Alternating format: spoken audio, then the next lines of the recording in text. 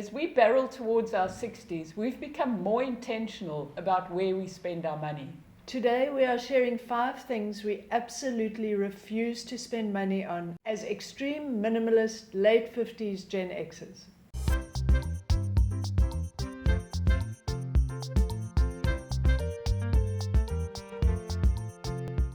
Extreme minimalism has revolutionized our spending habits and our way of life.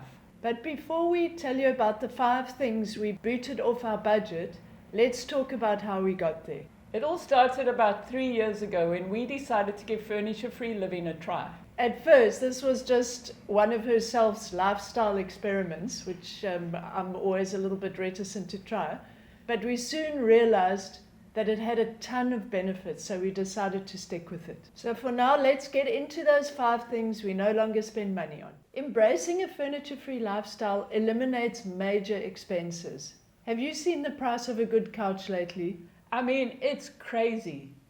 You know, living without furniture has literally transformed our space and our bodies. And it's also like our posture's improved dramatically. We've become stronger, and mobility has also increased overall. Yeah. The open space also makes for a calmer environment. It reduces stress in ways we never expected. Yeah, I mean, I really didn't expect it. And I mean, let's not forget about Miles. It's so much easier to play and connect with him when there's no bulky furniture getting in the way. Exactly. I mean, this is actually, this is Angie's area, but cleaning is also super easy now that we no longer have furniture. Oh, I love it. I remember one of our previous apartments had one of those L couches I loved so much, but moving it, oh my word. Yeah. Yeah. 3 people.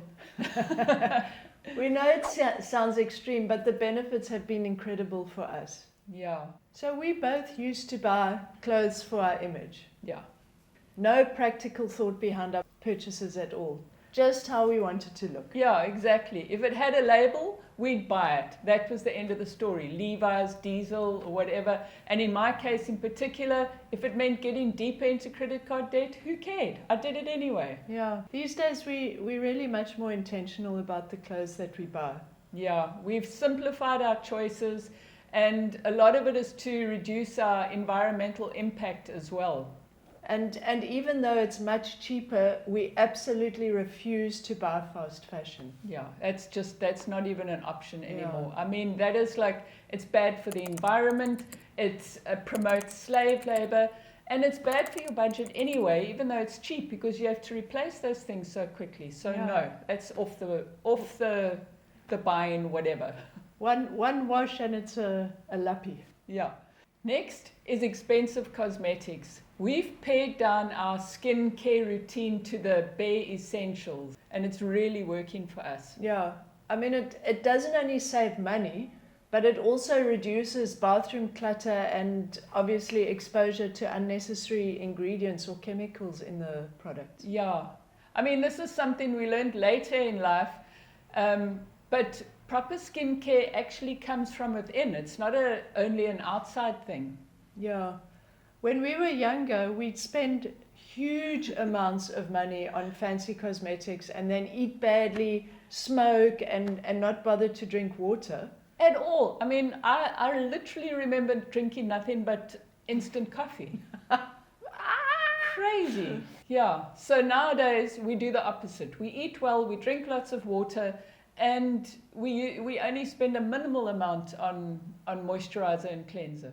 So we decided to switch to prepaid plans for our cell phones some years back. Yeah, I mean, we both got caught with that contract siren call of, you sign up for a contract and you get a fancy new phone. And then we quickly realized that you just locked into that 2-year contract and it actually wasn't worth it. I mean, the prepaid plan gives us so much more control. Whereas when you're on a contract, you're at the mercy of the service provider. Yeah, exactly. And plus, they invariably try to upsell you a year in, and then you get this like shiny new object syndrome and you want the latest phone again, and then you're stuck in another. So they just keep you in that cycle, buying something that you don't need. Yeah. I mean, falling prey to their upselling is definitely bad for your budget, but it's also not good for the environment, you know. No, exactly. More smartphones are in circulation and then not disposed of mindfully. Yeah, it's Yeah. just, it's not a good idea. So it's off our to buy list. So off. This one's sporties.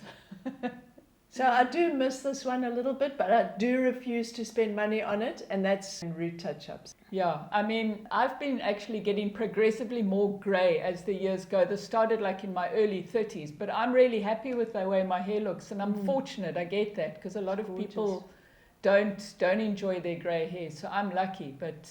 Yeah.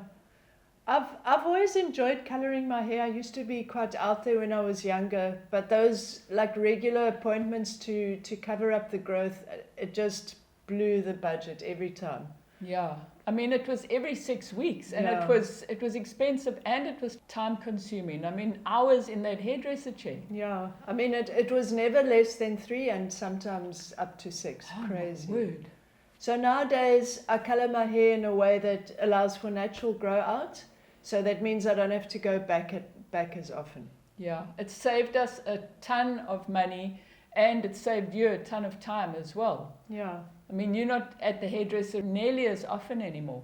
No, and I mean at the moment I don't have coloured hair, but I like to do it occasionally for fun. And now it only takes like an hour or so. So big win-win there. Oh, win. So these changes that we've made have had a profound impact on our lives. We have more financial freedom, there's less stress, obviously, and there's more time for experiences as well. And obviously less stuff means less to manage and look after. Now, before we share our tips, we'd love to know, what area of your life do you think would benefit most from some minimalist magic? So now for these tips. If you're interested in starting your own minimalist journey and maybe stop spending money on certain things, here are a few ideas to help you get started on this journey. So everyone says this, but it seems obvious, but start small. Pick one area of your life to simplify first. Question every purchase. Yeah. Does this add value to my life?